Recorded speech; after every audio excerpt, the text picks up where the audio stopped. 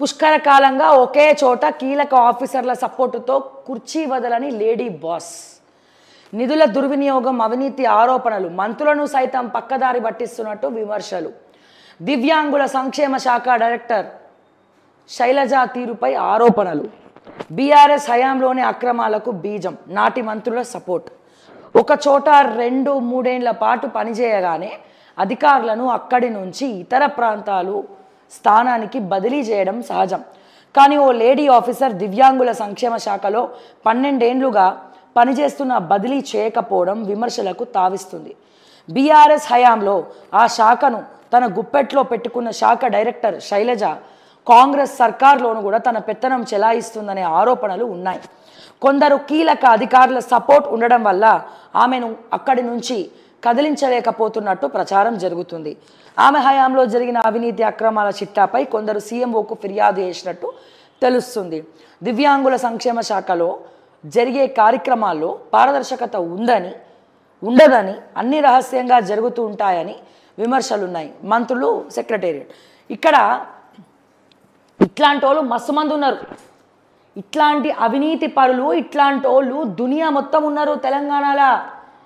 వీళ్ళదే పెత్తనం, ఎవరిది నడవదు ఆడ. వీళ్ళే పెత్తందారులు కీలకంగా పనిచేస్తూ ఉంటారు, కమిషన్లు తీసుకుంటూ ఉంటారు, లంచగొండులు. ఒక్క నీతిమంతుడిని చూపియండి. 10% అన్న ఉన్నారా తెలంగాణలో గవర్నమెంట్లో పనిచేసేటోళ్ళు? 10%, టీచర్లు కాకుండా. ఏ రకంగా చూడాలి దీన్ని? అంటే ఏంది? చట్టం చక్కగా పనిచేస్తలే, యాంటీ కరప్షన్ బ్యూరో చక్కగా పనిచేస్తలే, యాంటీ కరప్షన్ బ్యూరో చక్కగా పనిచేస్తలే, చట్టం సరిగ్గా పనిచేయట్లే, చేయదు కూడా. ఇట్లా చేస్తున్నారు కాబట్టే కదా, ఎవరు చేయాల్సిన పని వాళ్ళు చేయట్లేదు కాబట్టే కదా నక్సలైట్లు పెరుగుతున్నారు. ఈ రోజున వాళ్ళని కూడా కాల్చి చంపుతా పోతున్నారు. అందరు చక్కగా ఉంటే ఇట్లెందుకు ఉంటాం? ఏం పని ఉంటుంది మాలాంటి వాళ్ళకి?